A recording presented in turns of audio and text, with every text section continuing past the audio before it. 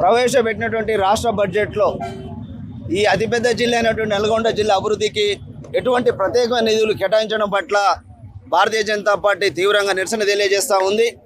మరి ఇవాళ జిల్లాలో ఉన్నటువంటి ఇద్దరు మంత్రులు కూడా ముఖ్యమంత్రి స్థాయి నాయకులుగా చెప్పుకుంటారు.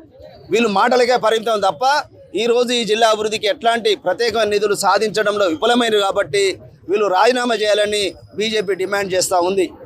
మరి యొక్క నల్గొండ జిల్లా వాళ్ళకి అత్యధిక ఎమ్మెల్యేలు ఇద్దరు ఎంపీలు గెలిపించినప్పటికీ కూడా ఈ యొక్క రాజకీయంగా మరి వాళ్ళలో ఉన్నటువంటి అంతర్గత కుమ్మలాటల కారణంగానే ఇవాళ రేవంత్ రెడ్డి పక్షపాత వైఖరి చూపించి నల్గొండకు ఎట్లాంటి ప్రత్యేక నిధులు కేటాయించలేదు.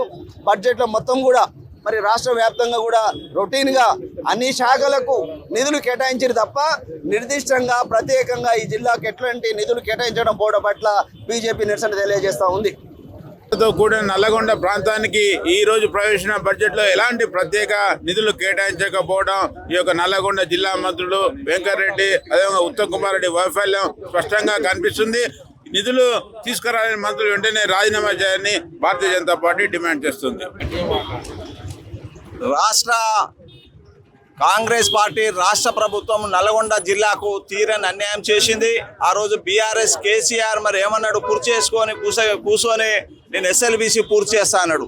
మళ్ళీ అలా రేవంత్ రెడ్డి మరి నిధులు కేటాయించగా ఎన్నికలకు ముందు 11 అసెంబ్లీ స్థానాలు గెలిచి 2 పార్లమెంట్లు గెలిచి నల్లగొండకు తీరని అన్యాయం చేసింది ఎవరన్నా ఉన్నారంటే అది రేవంత్ రెడ్డి ప్రభుత్వము. ఈ జిల్లాకు సంబంధించినటువంటి ఇద్దరు మంత్రులు ఉండి ఆ కుర్చీ అటు పోయిందో అడిగే పరిస్థితి లేదు, వీళ్ళు నిధులు కేటాయించిన పరిస్థితి లేదు. జిల్లాను ఎడారి చేయడానికి యొక్క కాంగ్రెస్ పార్టీ కుట్ర పన్నుతా ఉంది. మరి ఈరోజు బడ్జెట్లో నల్గొండ జిల్లాకు నిధులు కేటాయించకపోవడాన్ని భారతీయ జనతా పార్టీ తీవ్రంగా ఖండిస్తూ ఉన్నది. మరి ప్రజల పక్షాన పోరాడటానికి భారతీయ జనతా పార్టీ సిద్ధంగా ఉంది. మీ మెడలు వంచి రాష్ట్ర ప్రభుత్వం యొక్క మెడలు వంచి నిధులు తెప్పించి మరి యొక్క 6 హామీలు చేసేంత వరకు నిద్రపోదని చెప్పి ప్రజల పక్షాన బీజేపీ పోరాడుతుందని చెప్పి హెచ్చరిస్తా ఉన్నాం. వెంటనే రాజీనామా చేయాలని చెప్పి డిమాండ్ చేస్తా ఉన్నాం. మరి ఈరోజు ప్రవేశపెట్టినటువంటి రాష్ట్ర బడ్జెట్లో మరి ఈ జిల్లాలో ఇద్దరు మంత్రులు నేను ముఖ్యమంత్రి అనుకొని చెప్పుకునే గొప్ప నాయకులు ఉన్నప్పటికీ మరి ఈ జిల్లాకు ఒక ప్రత్యేక నిధులు తీసుకురాకపోవడం మరి చాతగానితనానికి నిదర్శనం.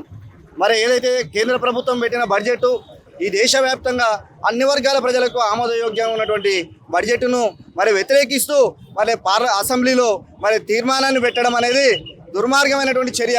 మరి అందరూ కూడా ప్రజలు గమనిస్తూ ఉన్నారు.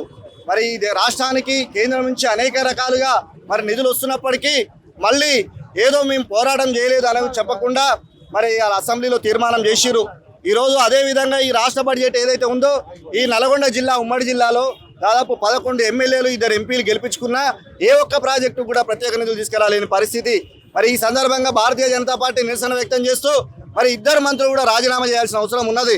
మరి ఈరోజు ఆనాడు ఏదైతే ఎన్నికల్లో మరి 6 గ్యారెంటీల పేరుతోని మభ్యపెట్టి ఏ ఒక్క గ్యారెంటీని కూడా ఇప్పటివరకు అమలు చేయలేని పరిస్థితి. మహిళల్ని మోసం చేసి ప్రతి ఒక్క మహిళకి 25,000 రూపాయలు అకౌంట్లో వేస్తామని చెప్పారు.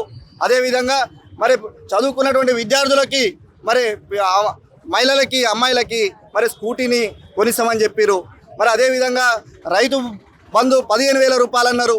ఈ విధంగా మరి 6 గ్యారెంటీలతో పాటు మరి 420 మరి అమలు కాని హామీలు ఇచ్చి మరి ఈ ఒక్క హామీని కూడా మరి అమలు చేయకుండా మరి కేవలము నామమాత్రంగా మరి శాఖలకు బడ్జెట్ కేటాయించి మరి దులుపుకున్న పరిస్థితి.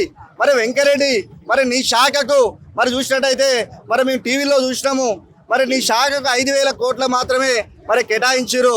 మరి నీకు మరి ఈ రాష్ట్ర వ్యాప్తంగా మరి మంత్రివా మరి ఈ జిల్లాకి 5,000 కోట్ల రూపాయలు మరి ఈ జిల్లాకి రోడ్లు కేటాయిస్తావా మరి తెలియజేయాల్సిన అవసరం ఉన్నది.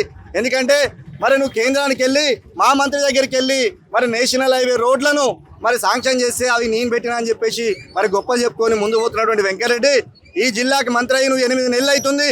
ఇగో ఇక ముషంపల్లి రోడ్డుకి శంకుస్థాపన చేసినావు, 4-వే లైన్ అని చెప్పేసి ఇప్పటి వరకు కూడా ఎక్కడ కూడా పని జరిగిన పరిస్థితి. ఈ నెల ఈరోజు అంకెలతో గారడీ చేస్తూ ఒక మోసపూరితమైన బడ్జెట్ ప్రవేశపెట్టింది కాంగ్రెస్ పార్టీ.